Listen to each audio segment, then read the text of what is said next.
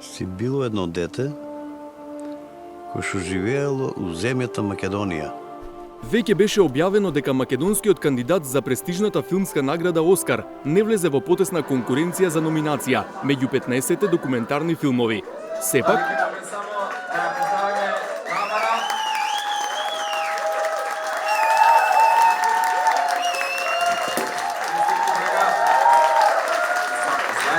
најдомакински кремете ги чашите за Тамара и за приказната Василија. Режисерката на документарниот филм Приказната за Сијан, Тамара Котевска, беше пречекана во Скопје со воодушевување од одбрано друштво филмаджи, новинари и пријатели. Котевска се врати во Македонија, а зад себе остави учества на многу фестивали, филмски проекции и интензивна промотивна кампања на нејзиното најново филмско остварување. Јас го сметам за мојот најбитен филм до сега и најличен и со најмногу борба направен.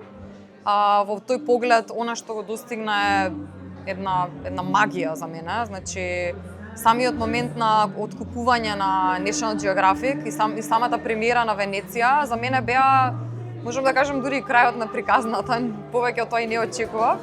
За Котевска запирањето на кампањата за Оскар не е големо разочарување и смета дека Приказната за Сијан допрва ќе се раскажува.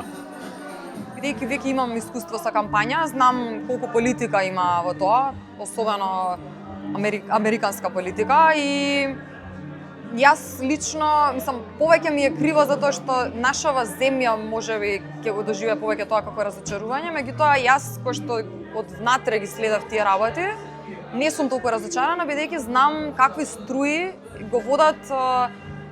ја водат таа игра.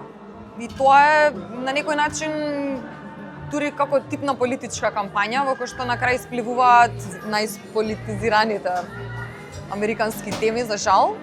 И повторно нешто што знае дека ќе се врти во нивниот свет и ќе биде актуелно во нивниот свет. Приказната за Сијан беше еден од трите филма меѓу кои се бираше македонскиот кандидат за Оскар. Од Комисијата за избор при Друштвото на филмски работници на Македонија велат дека делото има силни авторски вредности и дека одлуката ја донеле едногласно. Мислам дека ова е еден од позначајните документарни филмови на сите времиња. Тоа е според мене, тоа е мој личен став, на сите времиња во Македонија. Тоа е еден одличен пакет на филм кој што е базиран на едно автентично дело и на една приказна авторска, комплетна, која што ја нашла Тамара и која што ги споила двете приказки во една, и затоа овој филм толку добива на сила и за да се бори со најдобрите од светот. Филмот 3 години го создаваше силен и искусен меѓународен тим, чиј дел е и македонскиот филмски монтажер Мартин Иванов.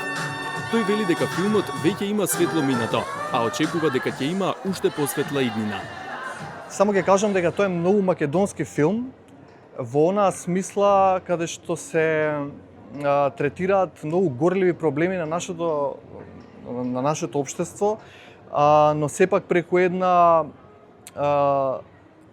како да кажам, оптимистичка перспектива, но не патетична као све е розево во овој свет, далеку од тоа. Сметам дека го прикажува одредениот проблем што ќе го видите во филмот, онаков каков што е, со сите негативни и позитивни работи. Продуцентот Роберт Насков, кој самиот на почетокот бил дел од тимот на Приказната за Сијан, смета дека секој успех на македонски филм е 10 пати поголем од успехот на кој било филм од друга европска држава, со оглед на условите во кои работат македонските филмаджии. Треба да работиме на тоа да направиме стратегија каков треба да изгледа македонскиот филм и што е важно за македонската кинематографија. Да се договориме по кои правила и критериуми ќе функционираме и сите заедно, вклучувајќи ги повозрастните, во кои што ја припаѓам, поискусната генерација, заедно со филмаджиите кои што се сега зрели, потентни како автори, да сите заедно направиме една енергија заедничка во која што ќе функционираме. Јас сум сигурен дека тогаш успехот на македонскиот филм ќе биде уште поголем.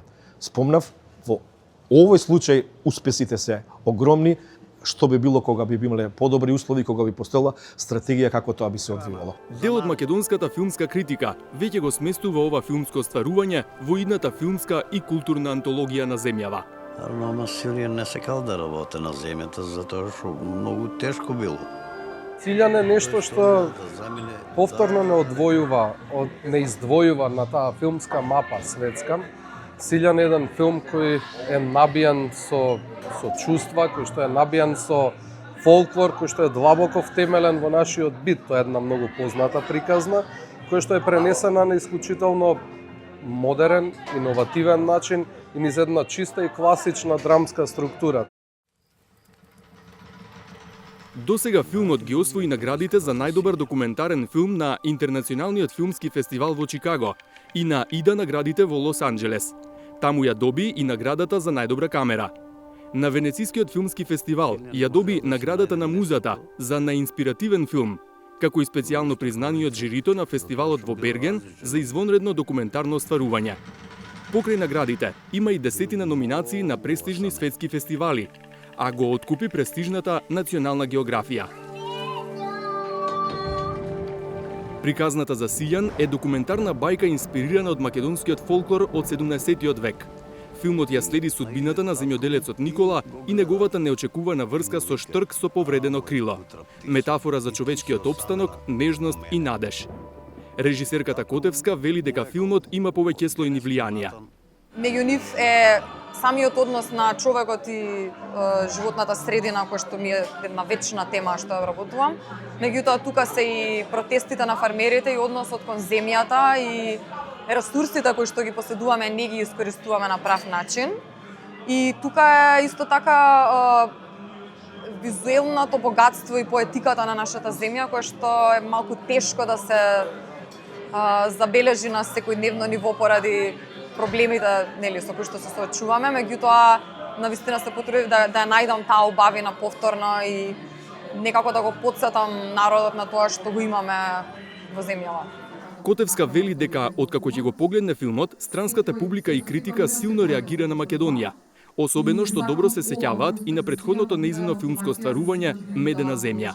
И тоа не е само во негативно светло, бидејќи во двата филмови да има критика кон општеството, меѓутоа исто така има и скриени убавини на нашата земја кои што не може секаде да се најдат во било која земја и да се доловат на тој начин.